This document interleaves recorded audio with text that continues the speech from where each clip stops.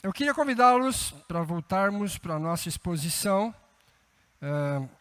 Nós estamos estudando o terceiro livro dos Salmos e o ano passado paramos no Salmo 77. Então, o desafio é lermos o Salmo 78. Salmo 78.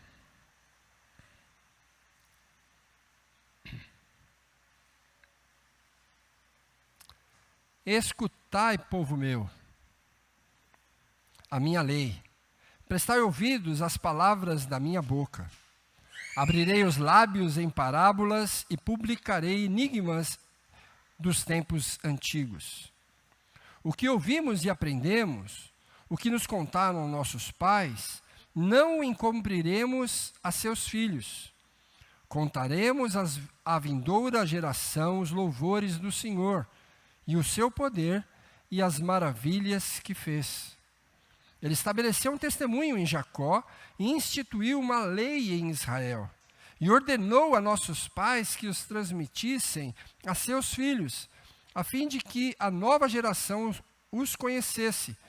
Filhos que ainda hão de nascer, se levantassem e, por sua vez, os referissem a seus descendentes, para que pusessem em Deus a sua confiança e não se esquecessem dos feitos de Deus, mas lhe observassem os mandamentos e que não fossem, como seus pais, geração obstinada e rebelde, geração de coração inconstante e cujo espírito não foi fiel a Deus.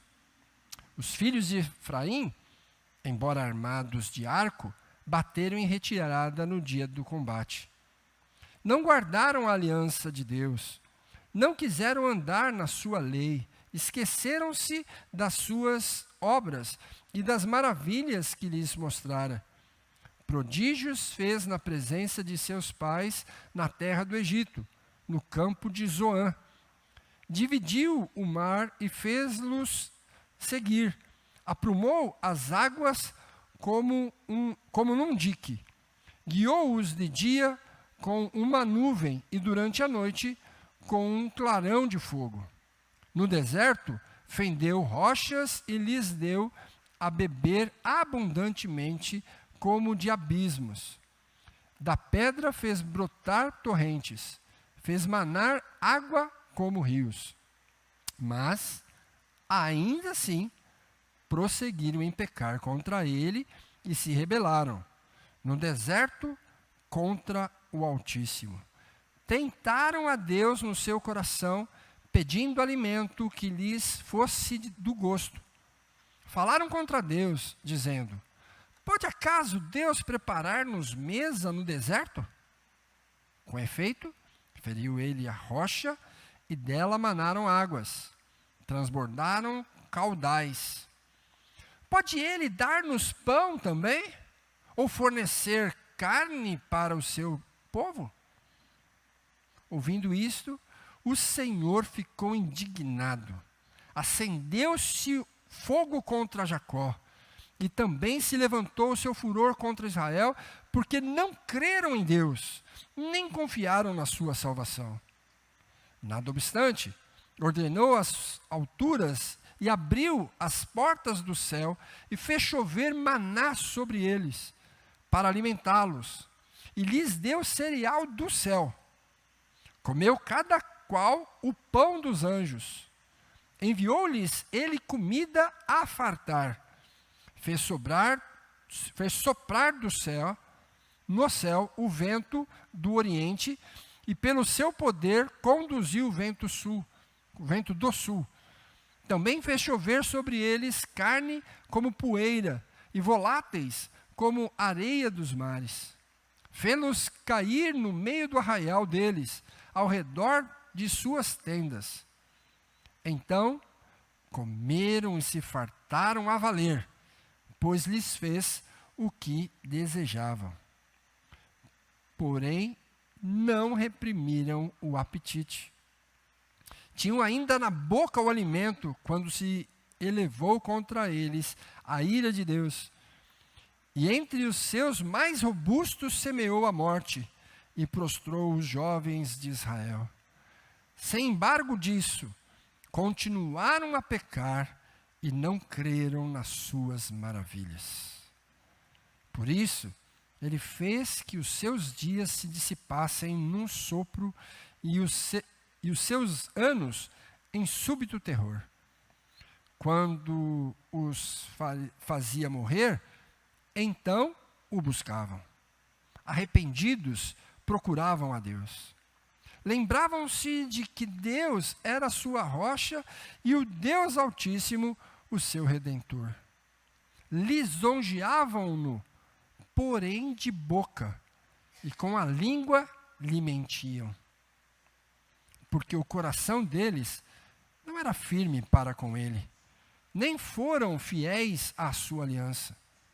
Ele, porém, que é misericordioso, perdoa a iniquidade e não destrói. Antes, muitas vezes desvia a sua ira e não dá largas a toda a sua indignação. Lembra-se de que eles são carne, vento que passa e já não volta. Quantas vezes se rebelaram contra ele no deserto e na solidão o provocaram? Tornaram a tentar a Deus, agravaram o Santo de Israel. Não se lembraram do poder dele, nem do dia em que os resgatou do adversário, de como no Egito operou ele os seus sinais e os seus prodígios no campo de Zoan, e converteu em sangue os rios deles, para que das suas correntes não bebessem. Então, enviou contra eles enxames de moscas que os devorassem e rãs que os destruíssem. Entregou às larvas as suas colheitas e aos gafanhotos o fruto do seu trabalho. Com chuvas de pedra lhes destruiu as vinhas e os seus sicômoros com geada. Entregou à saraiva o gado deles e aos raios os seus rebanhos.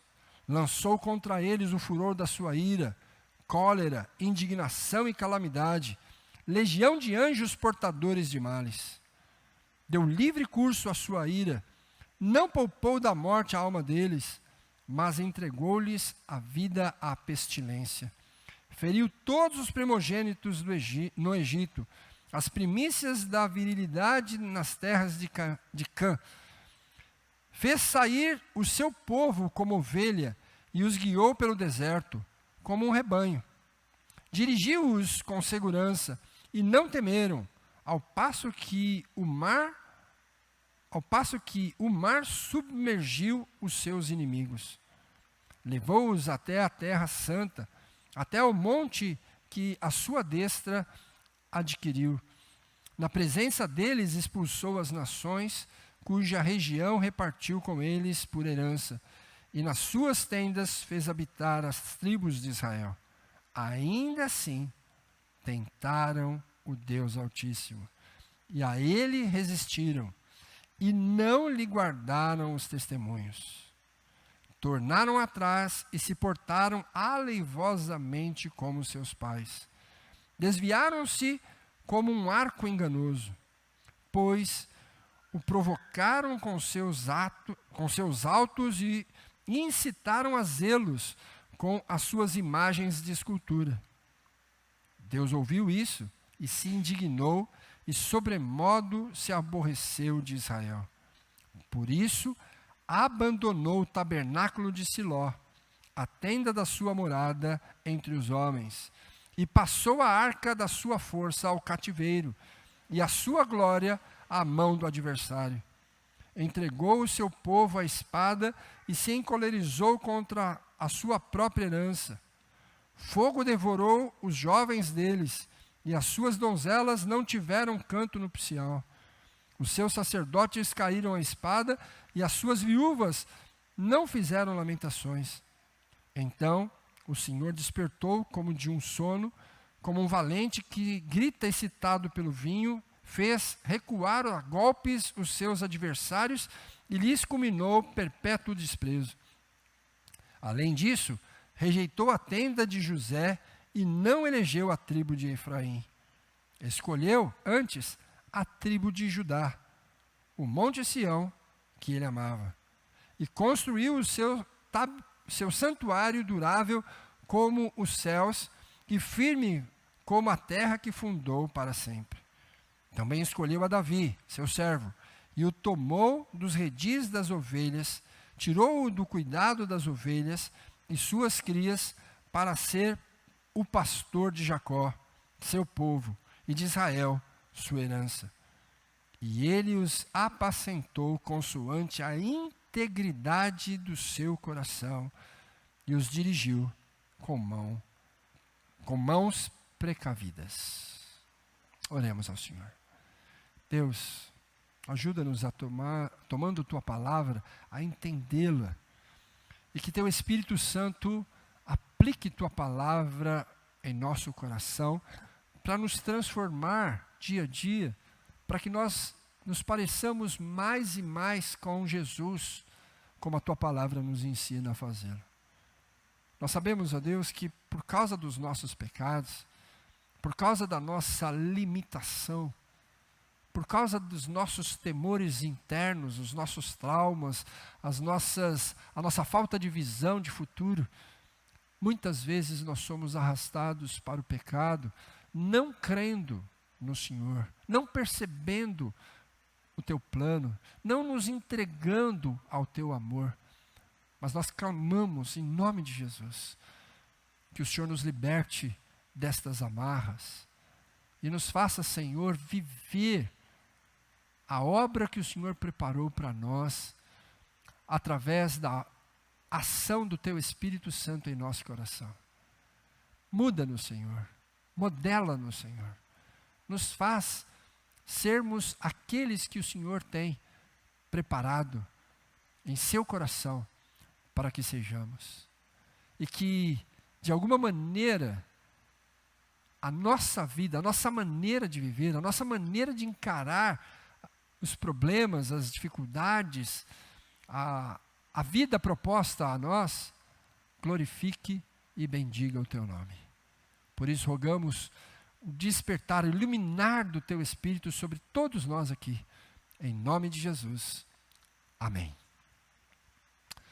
Bom, eu queria começar hoje falando sobre um assunto bastante delicado, que são os nossos relacionamentos.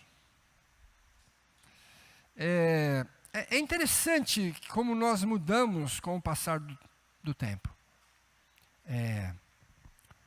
Quando nós estamos namorando alguém, ou enamorados de alguém, paquerando alguém, nós temos um comportamento bem interessante. Porque normalmente, salvo exceções, nós nos arrumamos, nos perfumamos, fazemos todo um ritual antes de sair de casa e sempre damos uma conferida,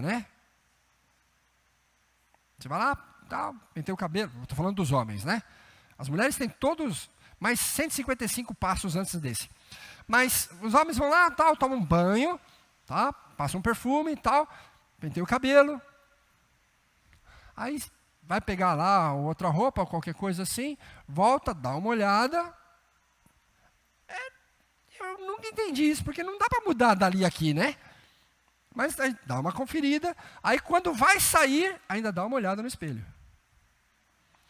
Eu não posso falar isso das mulheres, porque, obviamente, eu não tenho essa autorização, mas eu já vi em alguns acampamentos algumas coisas bem interessantes. O café sendo servido às 8 da manhã, as meninas acordam às 5:30 da manhã, e elas migram para o banheiro.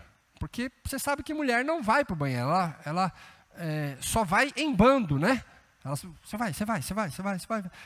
35 meninas vão para o banheiro, e passam das 5:30 às 8:30, se arrumando. Mas quando saem, elas não andam, elas desfilam.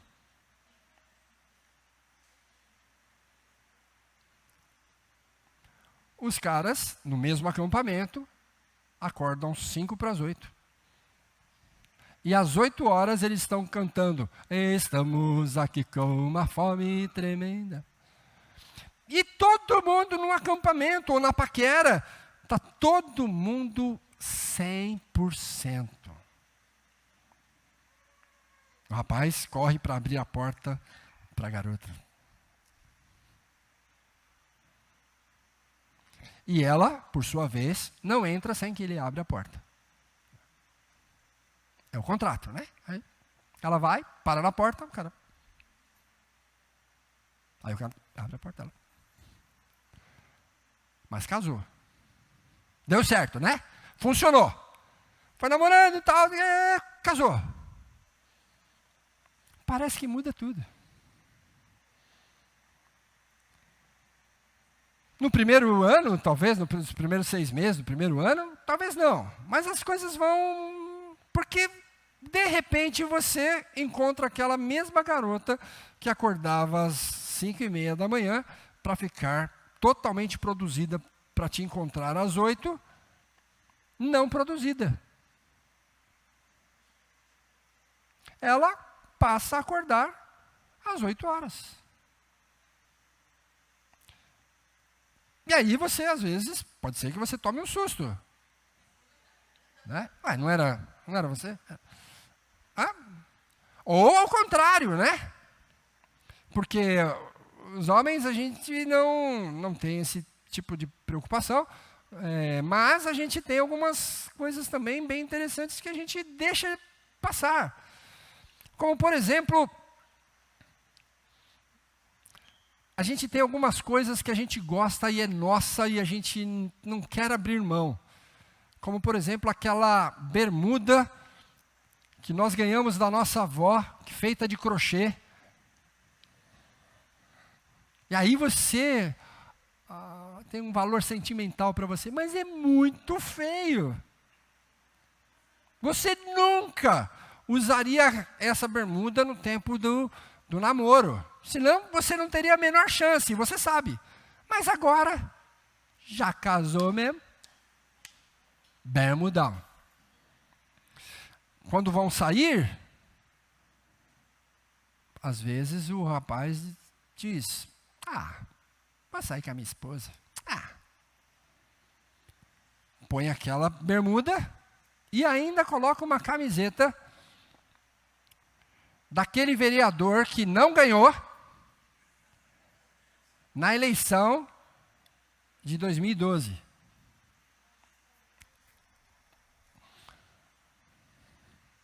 Vou sair com a minha esposa. Chinelão, que já está com o preguinho de baixo, né?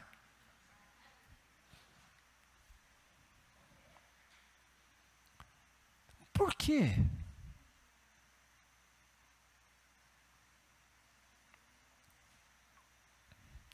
Parece que nós entendemos que agora que nós conseguimos o objetivo, não tem mais por que lutar. De qualquer jeito. Vai ter que me aguentar. Até que a morte nos separe. Isso é quase um castigo, né? Está falando assim, não é com alegria. Vamos ficar juntos até que a morte nos separe. Não, vai ficar comigo. Até que a morte nos separe.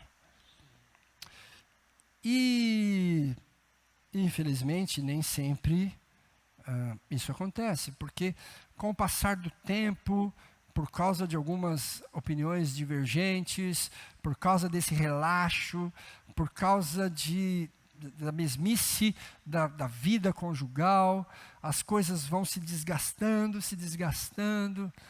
e já não existe mais prazer em sair junto. Quando a mulher corta o cabelo, o camarada nem repara. Ele não está mais olhando para ela não está mais olhando para ele.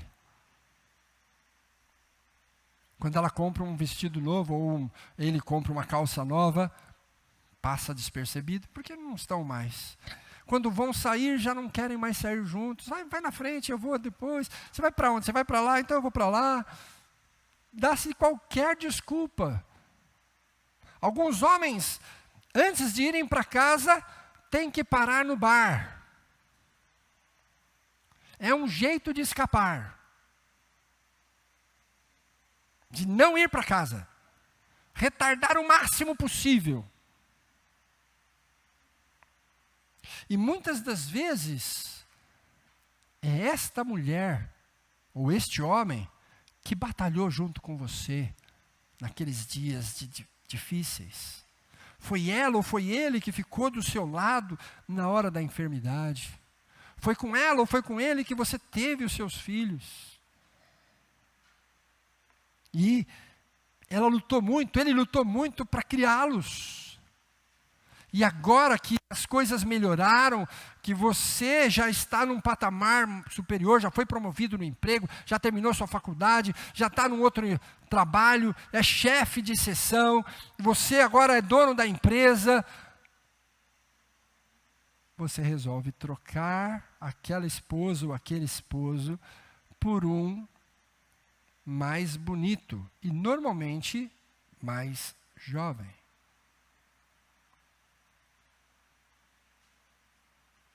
Porque é preciso aparecer bem nas fotos. Então,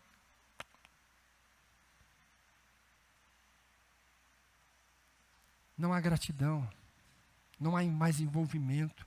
E a gente não percebe, mas essas coisas vão corroendo a gente, vão nos afastando.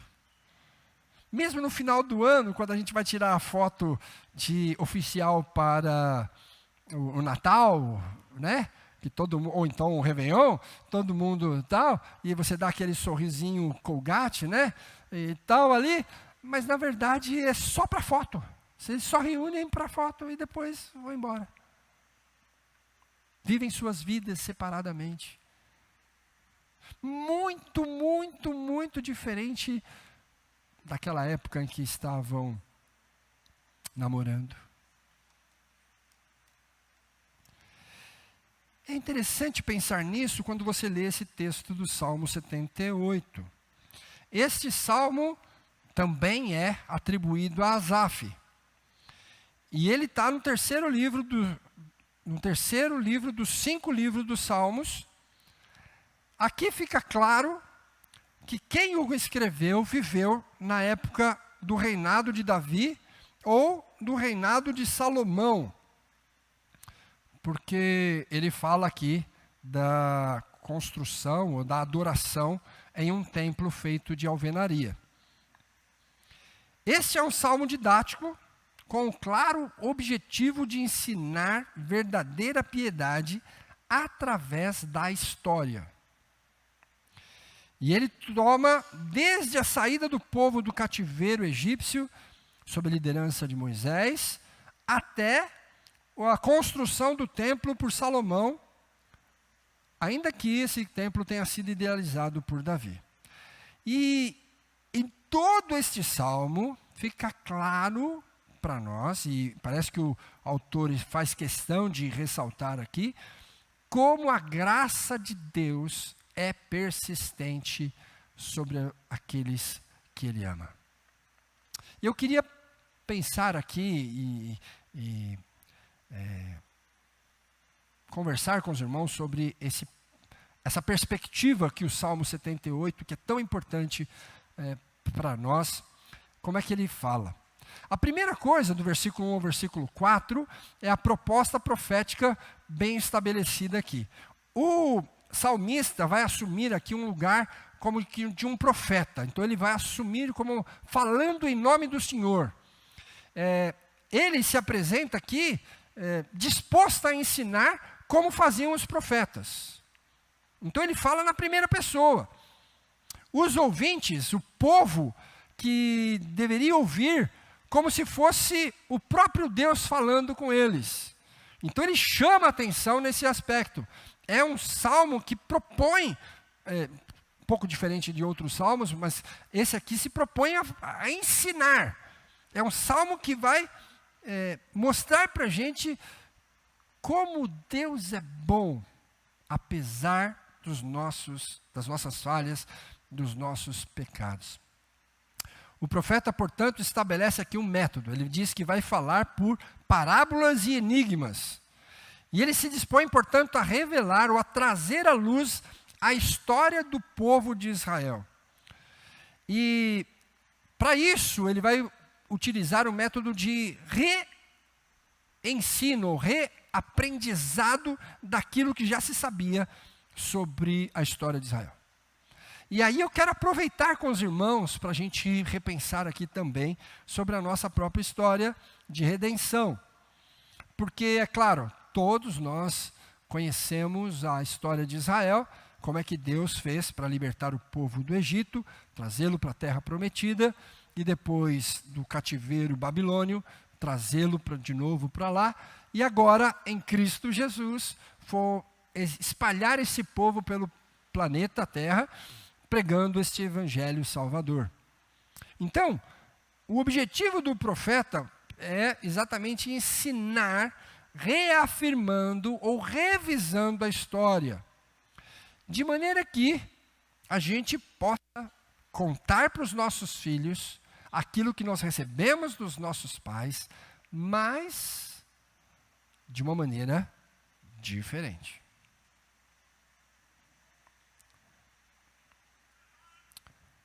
Versículo 5 a versículo 8, ele diz que a lei é a fonte da graça de Deus.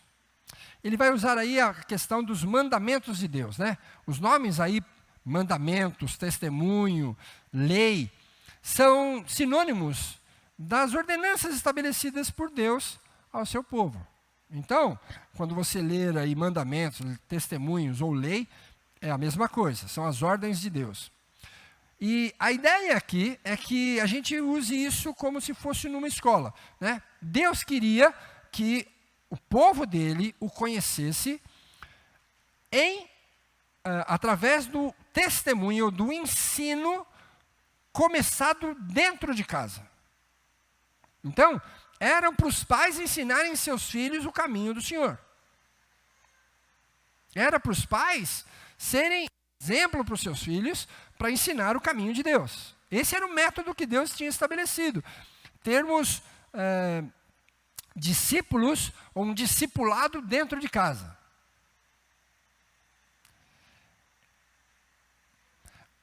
O problema é que tínhamos que ensinar os nossos filhos a confiar em Deus, a descansar na graça de Deus.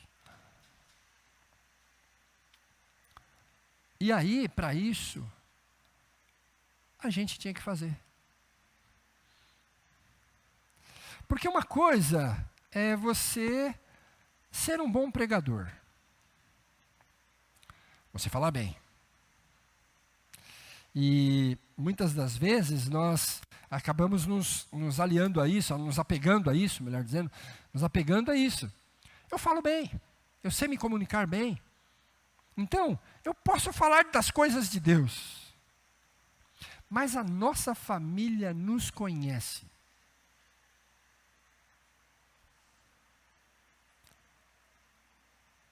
Quando você diz, oh, que bênção ter você aqui na minha casa, meu irmão. Oh, que alegria. A família sabe que eu não vou com a cara dele. A família sabe. Por que sabe? Porque eu já falei, eu não gosto muito do Ayrton. Não. Ele não. Come demais. Tadinha, nem come nada. Né? Mas ela já me viu fazendo isso. Os meus filhos já me viram fazendo isso. E agora, quando eu estou na presença dele, oh, que alegria. Sabe que é mentira. Então, quando a gente vai começar o discipulado, vai começar o ensino de confiar em Deus dentro da nossa casa, você tem que confiar em Deus, para que seus filhos digam: meu pai, minha mãe confia e eu também confio. Porque Deus nunca nos desamparou. Mesmo quando os exemplos forem maus, a gente pode tirar bons ensinamentos, é verdade. Filho, dei uma mancada hoje, falei mal do Ayrton, e isso não é de Deus. Meu pai, apesar de ser pecador, é um pecador arrependido. Mas é preciso que você siga o plano.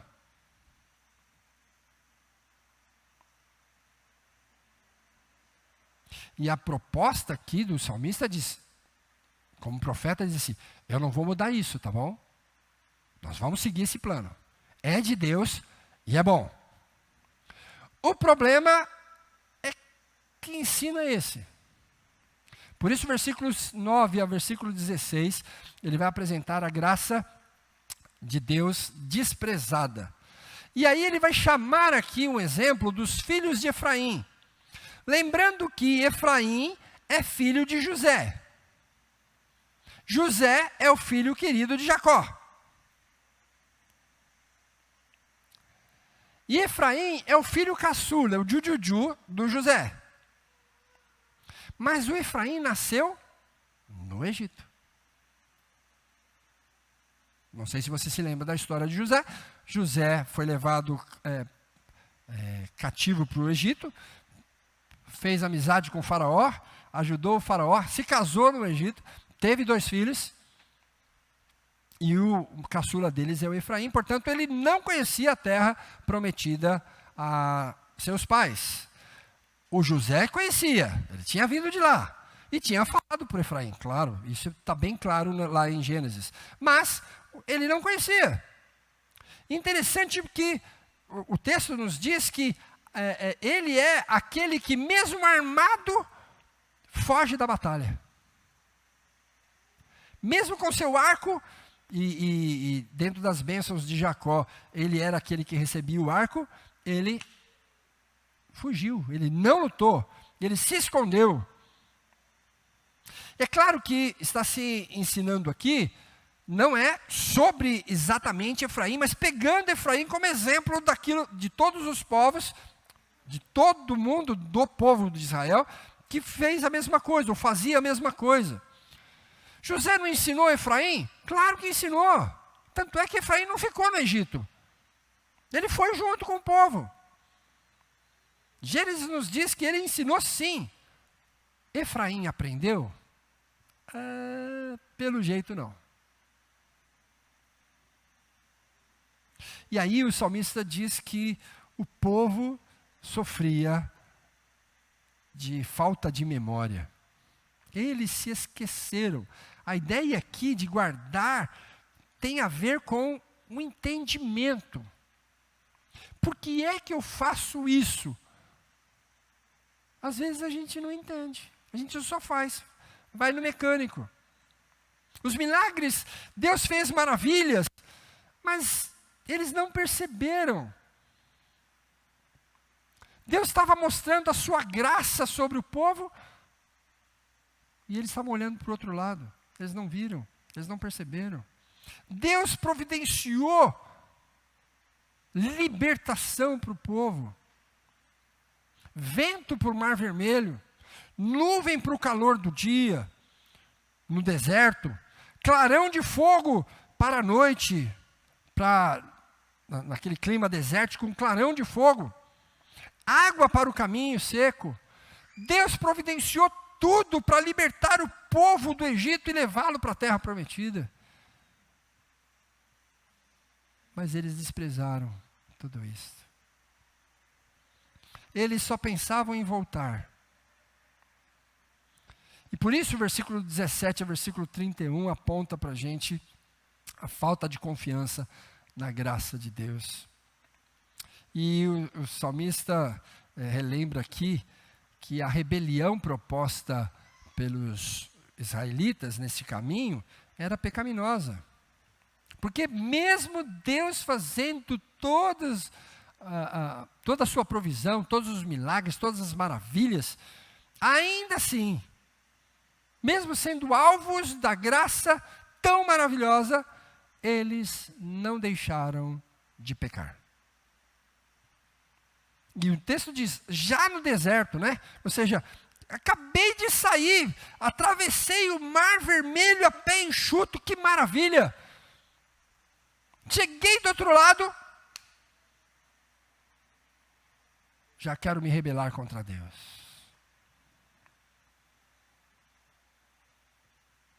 Eles tinham acabado de sair do Egito e mesmo assim estavam em pecado. Eles começaram a reclamar. E, não sei se você reparou aí, eles dizem assim, será que Deus pode fazer isso? Depois dos milagres que Deus fez lá na terra do Egito, no campo de Zoan, Zoan era a capital do Egito, tá? Então, Deus fez os milagres lá, as pragas que só atingiam os egípcios. 10 pragas terríveis, torturantes, mas que não atingiam a eles. Quando eles passaram no Mar Vermelho, a primeira coisa que eles disseram é, será que Deus tem esse poder? Será que Ele vai poder dar água para a gente? Será que Ele vai poder dar carne para a gente? Será que Ele vai poder dar pão para a gente? Será que Ele pode fazer isso?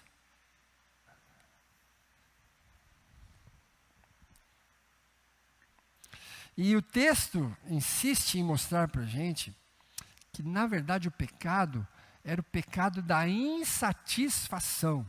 Porque Deus providenciou. Deus deu-lhes água, deu-lhes maná, deu-lhes carne. Primeiro, a discussão é, todo dia tem maná. Como assim tem maná todo dia? Como assim? Você não trabalhou para ganhar maná. Seu trabalho era acordar e colher o maná. Não. Eu quero um X-egg salada. Milagre. Todo dia. A providência de Deus diária. Eu quero mais. Cadê a carne para fazer um sanduíche? Deus diz, tome carne. Mesmo com a carne na boca, deve ser o McChicken, né?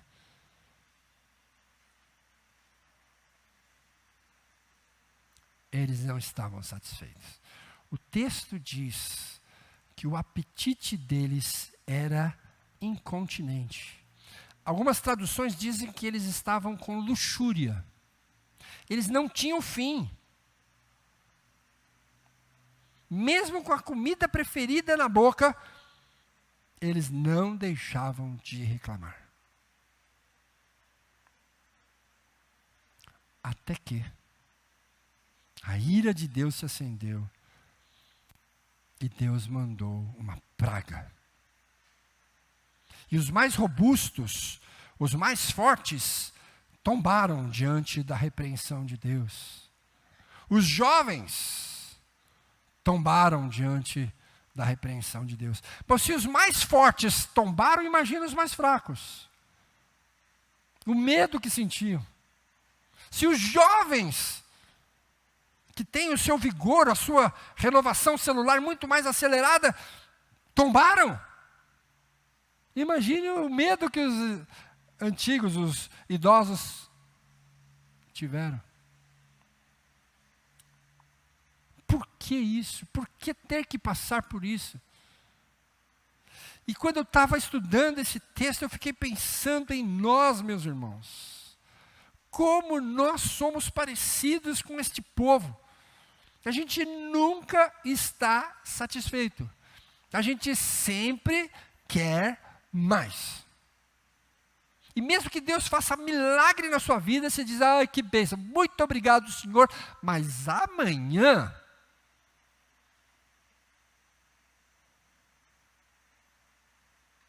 Às vezes você está passando por um problema sério, uma enfermidade. Os médicos não conseguem resolver, você entra em oração, pede para a igreja orar por você, e a igreja ora por você, e você fica bom. No dia seguinte você diz: muito obrigado, Senhor, agora eu posso fazer o que eu quiser.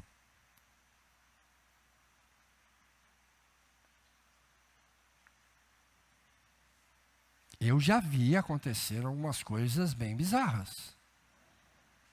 Senhor, eu tenho muita dificuldade de ir para a igreja, providencia um carrinho para mim, Senhor.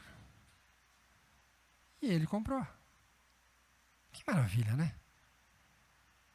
Parou na porta da igreja e disse: irmãos, olha a bênção de Deus aqui. Oh, todo mundo, né? Oh, que legal, tá? Parabéns, irmão, muito obrigado, muito obrigado, muito obrigado. Inclusive, semana que vem eu vou para a praia, tá? Eu não venho para a igreja porque eu vou para a praia. Estou com um carrinho agora, vou para a praia.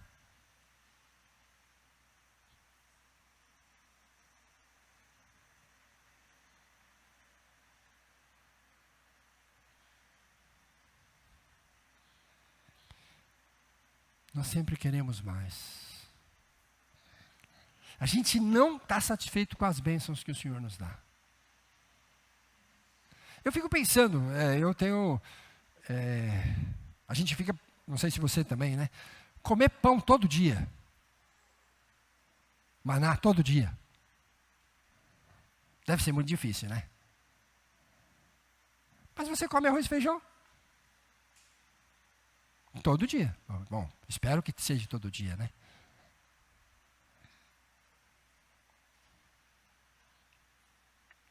E às vezes é só o que tem. Mas não é uma bênção. Porque tem gente que não tem. A gente devia ser grato pelo arroz e feijão. Ou então só pelo feijão, às vezes só tem o feijão. Ou então só tem o arroz. Mas tem. Mas a gente não. Só tem arroz e feijão. Ou pior, você abre a geladeira, está cheio lá. E aí você diz: não tem nada de bom. Tem um monte de coisa. Não tem nada de bom.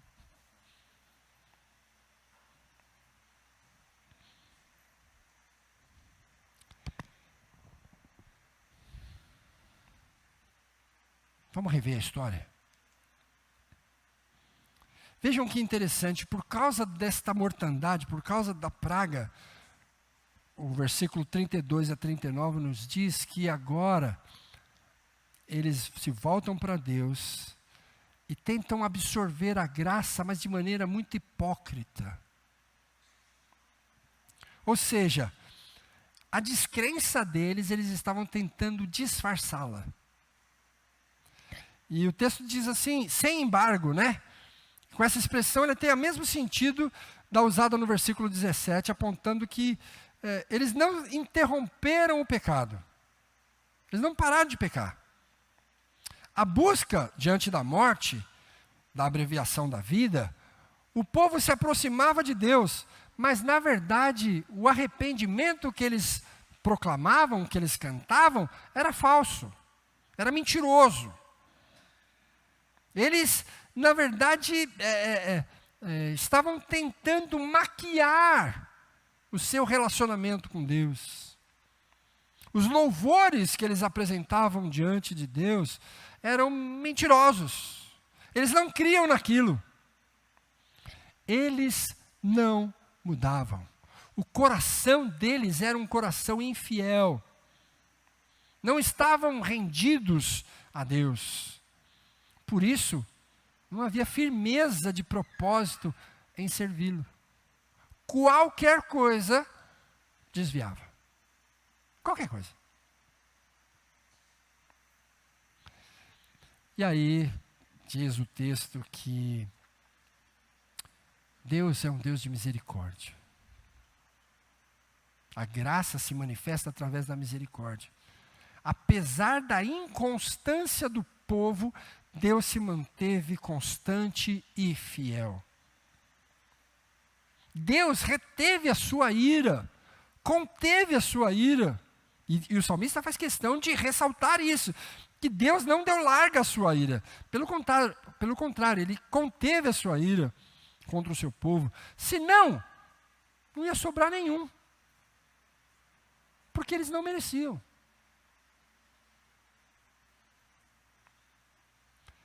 E aí há uma expressão bem interessante, que a vida humana é muito curta, enquanto Deus é eterno. Somos frágeis. Os nossos planos são falíveis, são perecíveis, são como o vento. Passou.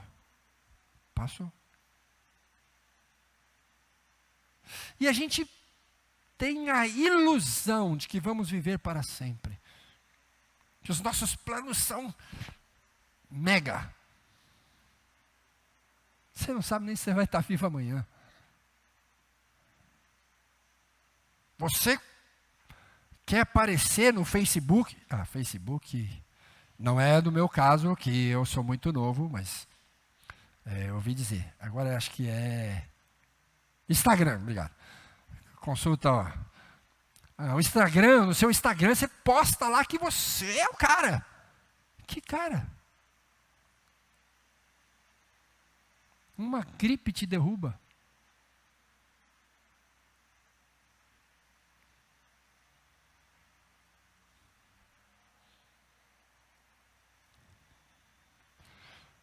A picadinha de um mosquito, um mosquitinho, te faz arder de febre. Eu tive dengue, eu sei o que é isso. É dor no corpo inteiro. Tomara que ele tenha morrido. Uma picadinha de você desaba. Quem você é o cara? Você tem que entender que a sua vida e os seus planos são pequenininhos. E se você quiser passar a eternidade com Deus, você tem que mudar a sua maneira de pensar, sua maneira de agir, sua maneira de viver. E aí, para demonstrar isso, o salmista, versículo 40 a 53, ele aponta aí o exemplo do Êxodo. Ele vai tomar aí de emprestado a graça divina demonstrada ali no Êxodo, para falar como a história pode ser entendida de maneira equivocada. E ele quer, na verdade, reanalisar, para que a gente possa ensinar direito os nossos filhos. Para que o nosso ensino em casa seja com conteúdo. Não sei porque você ouviu falar, mas porque você vive isso. Ele fala do grande resgate proposto lá no Êxodo, que levou o povo para o deserto. No deserto, acabou de sair, pelo menos entre os 2 primeiros anos, 10 vezes, pelo menos, relatado lá, o povo tentou ao Senhor, provocou a Deus, de diversas maneiras. Reclamações para cá, sedições para lá. Pelo menos nos 2 primeiros anos foi. Deus derrotou o adversário, diz o texto, né? O grande faraó foi humilhado e por fim perdeu a própria vida na saída do povo do Egito. As pragas, elas eram um aviso de Deus de que o seu poder era maior do que o poder do faraó ou de qualquer um dos deuses do Egito. Mas mesmo assim, eles continuaram. Diz o texto que Deus usou o seu furor contra eles, lançou contra eles, contra os egípcios, né? E eles não tiveram a menor chance de se defenderem, de se oporem a Deus, pois o exército mais poderoso daquela época foi atingido de todos os lados pelas pragas. Deus usou, o texto diz, cólera, indignação e calamidade. O sofrimento causado pelas pragas sucessivas não dava tréguas aos egípcios. E por fim, a morte como pagamento. O colapso se deu com a morte de todo, principalmente dos primogênitos, a próxima geração dos grandes faraós, dos grandes líderes do Egito, morreu.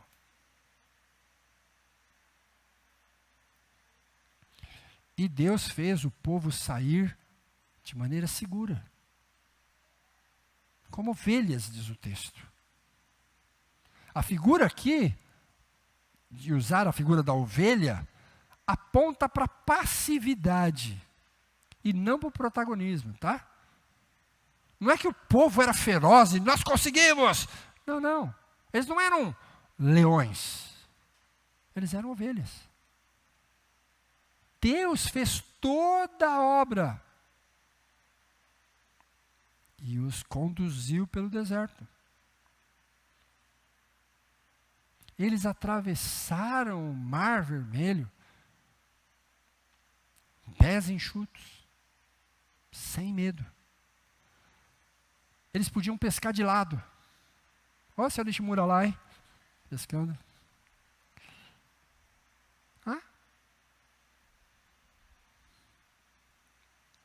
Vejam que importante isso. Versículo 54 a 64. Deus cumpriu a sua promessa. Ele levou o povo à terra. O pastoreio de Deus, que ele tinha prometido, tirar o povo do Egito e levá-lo até a terra prometida, ele cumpriu. Ele foi fiel. 40 anos de maná. 40 anos as roupas não gastavam. 40 anos nuvem. Coluna de fogo. Deus manteve sua palavra. Deus venceu os inimigos, expulsou os pagãos das suas terras e deu aos seus escolhidos. Mesmo assim, depois de tudo isto, eles não deixaram de pecar. Depois de tantas demonstrações de amor, de graça, de misericórdia, eles não guardaram os testemunhos de Deus no coração. Parece que a segurança trouxe erro. Não tem mais egípcio atrás da gente.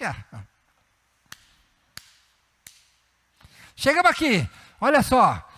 Tem os cananitas aqui, os caras parecem gigantes para nós. Deus derruba as muralhas, Deus vence, Deus coloca uma praga, Deus expulsa, e agora a terra é nossa. Estou nem aí, vou fazer do meu jeito. Agora eu quero imitar os outros povos, quero os deuses dos outros povos.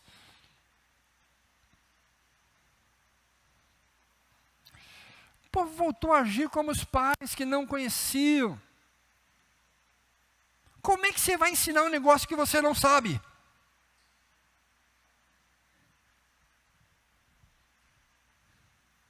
O texto diz que Deus ficou tão indignado que ele saiu de conviver com aquele povo.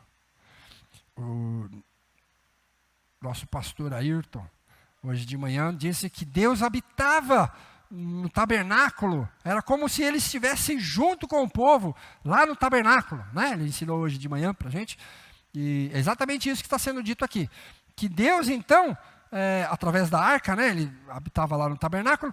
Era a forma dele mostrar que ele habitava junto com o povo, que também estava nas tendas. Tá bom. Agora diz, não. Vou sair, não aguento mais vocês. Vou dar um tempo. E foi levado pelos filisteus. E o povo ficou, porque eles estavam transformando a arca num amuleto de sorte. Isso parece loucura, mas às vezes é. Tem muito crente que acha que a Bíblia ela é mágica. Ela expulsa capeta. Se você encostar Não vou colocar você porque... Se você encostar na cabeça de um endemoniado, a sua Bíblia, o endemoniado tem medo. Ele, ai, ai! É papel.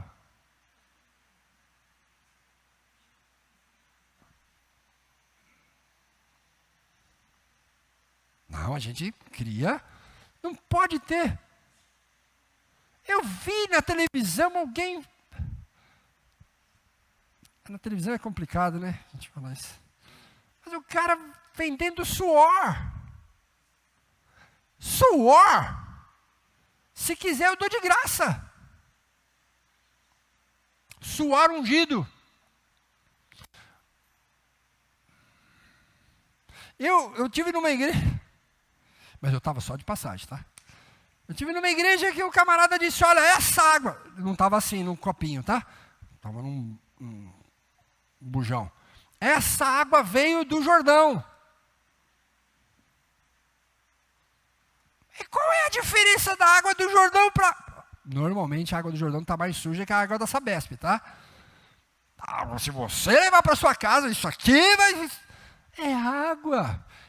Vai solucionar o seu problema se for problema de rim.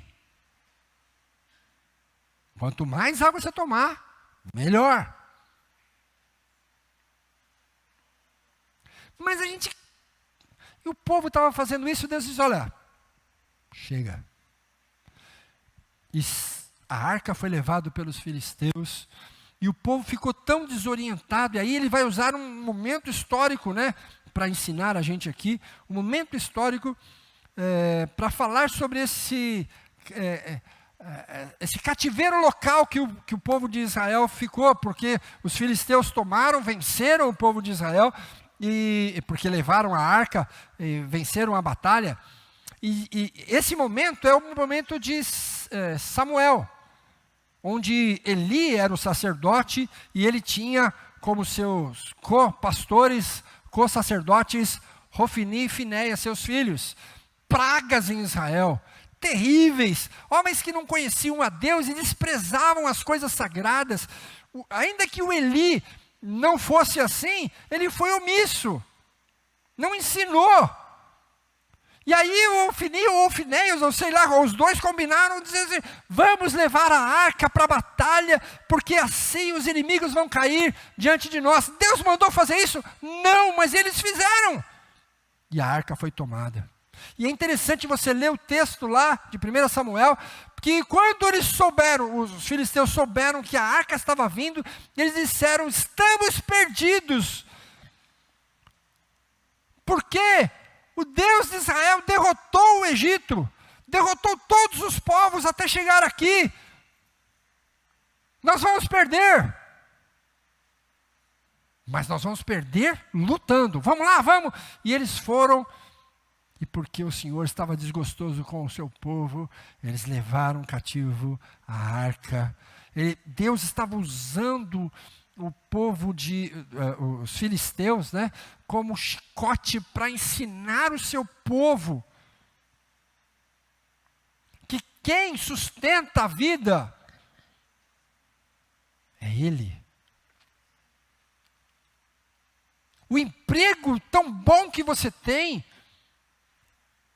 é Deus que sustenta. A casa boa que você tem é de Deus.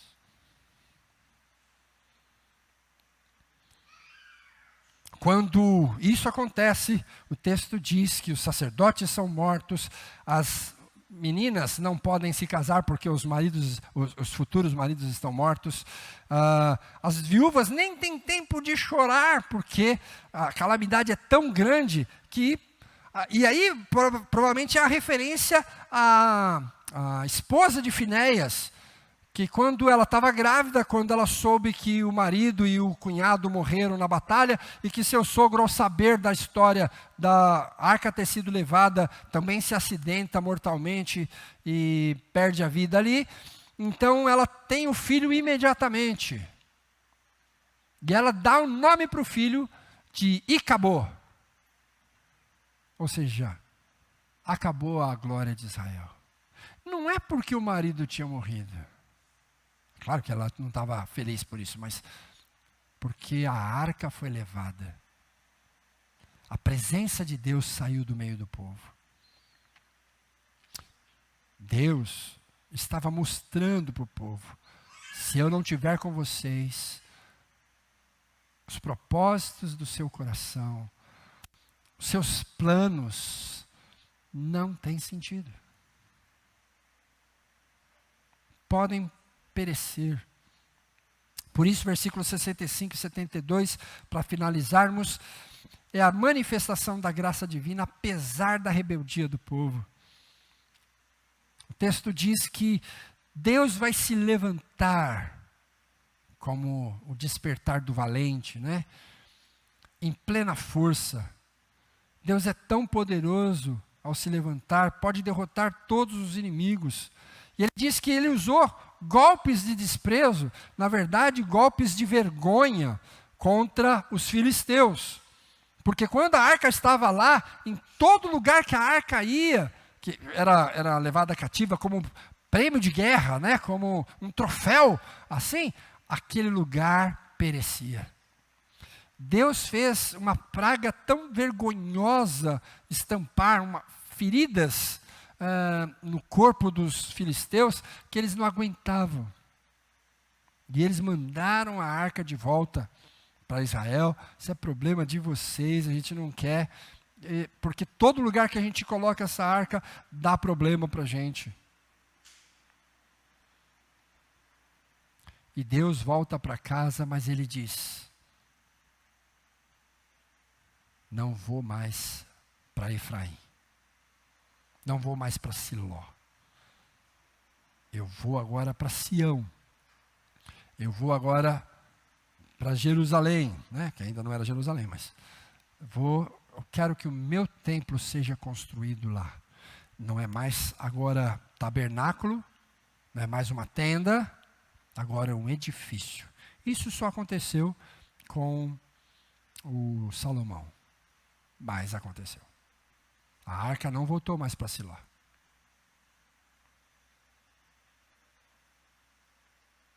E Deus, então, vai escolher o rei. Deus vai escolher o rei. O rei segundo o seu coração. Davi, que era um pastor, não era um guerreiro, não era um homem forte, não era um homem que se produziu. Ele era um pastorzinho. Deus vai tomar ele para torná-lo rei. O rei segundo, com a integridade do seu coração. Essa é a diferença entre Davi e os líderes do passado. É que ele se comportava como alguém que confiava em Deus. E que ele governava baseado nesta fé.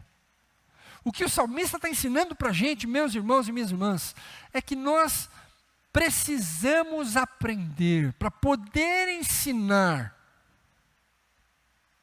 que Deus é o Deus da graça, que Ele é o Deus da providência, que é melhor comer maná com Deus do que churrasco com o inimigo. É melhor ter pouco, mas isso ser abençoado, do que você ser um homem e uma mulher midiática e não ter a bênção do Senhor. Nós não podemos continuar vivendo uma vida de pecados, desprezando a graça, as oportunidades. Nós precisamos guardar no coração a obra feita na cruz do Calvário por Cristo Jesus. Antes da fundação do mundo, Ele te amou. Você não é um acidente de percurso. Deus tinha um plano para a tua vida. No momento certo, o Espírito Santo trabalhou em seu coração.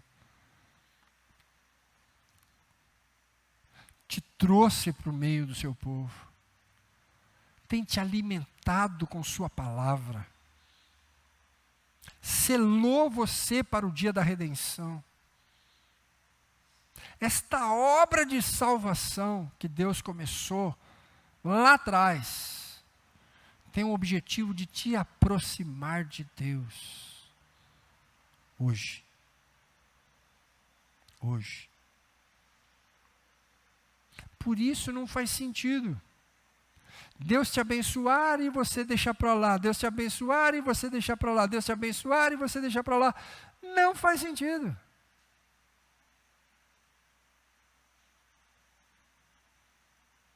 A proposta, portanto, é que você fale das maravilhas da sua graça, mas com conhecimento de causa. É mais ou menos como que quando você estava namorando.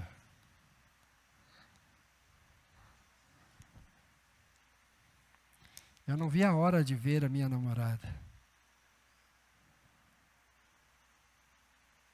Estava em Campinas. Está chegando sexta-feira, está chegando. Eu não era o único, tá? Tinha 515. Sexta-feira. Para poder vir para São Paulo para vê-la. E às vezes a gente ficava 1 hora, 2 horas. Por causa das atividades, tinha que fazer isso, tinha que fazer aquilo. 2 horas juntos. Yes!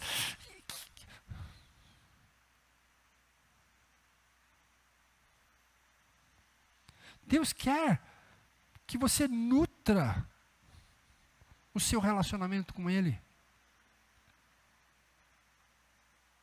Que você não enjoe. Ixi, agora eu não sei. Você não fique enjoado dele.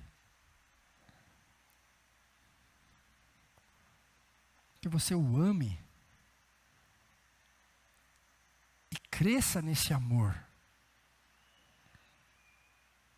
todo dia. Olha quantas bênçãos Ele já derramou na tua vida. Olha aí, pensa bem.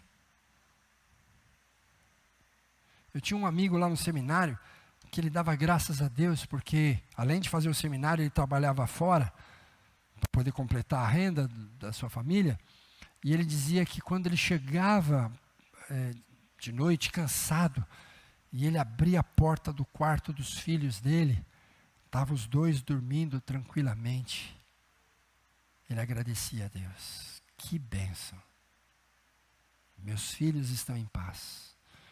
Minha esposa está deitada, descansando. Que bênção. Eu pude trabalhar, Deus me deu essa honra. Que bênção. Ele não reclamava. Tinha que dobrar, ele dobrava. Por quê? Porque ele via a bênção do Senhor sobre a sua vida.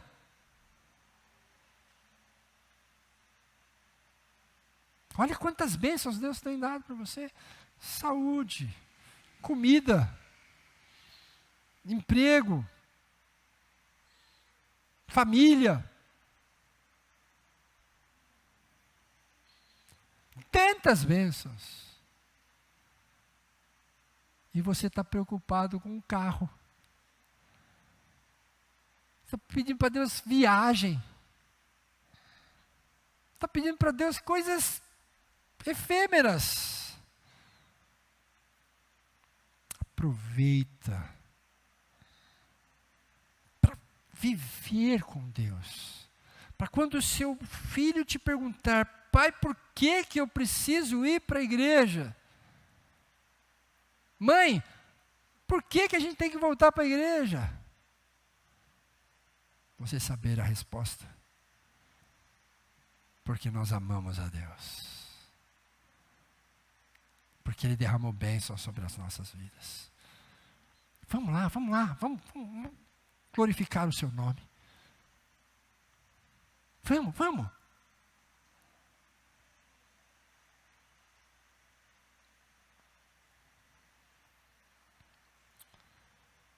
Por isso fica o desafio do Salmo 78 para nós. Você vai ensinar? Experimenta primeiro. Vive. Porque o seu filho vai olhar para você, ou os seus netos vão olhar para você e vão dizer: lá está um homem, lá está uma mulher que conhece a Deus e que o ama verdadeiramente. Vamos orar. Deus, ajuda-nos, porque ainda que o Senhor tenha derramado da tua graça sobre nós, nós percebemos que somos falhos, ó Deus. E queremos entender o teu amor, não decorar apenas, mas entender, para vivermos diariamente, constantemente, a nossa vida com prazer diante do Senhor. Nós queremos que esse amor se revista em atitudes. Queremos que esse amor se transforme em palavras, em louvores, em ajuntamento, em obras que apontem para aqueles que ainda não conhecem ao Senhor, o Deus de amor que o Senhor é. Por isso, suplicamos, fala conosco e fala através de nós. Muda a nossa maneira. Deixa a gente ser, sim, professores da tua graça. Porque nós a experimentamos e dela nos satisfizemos. Rogamos a tua bênção derramada sobre o teu povo, em nome de Jesus. Amém.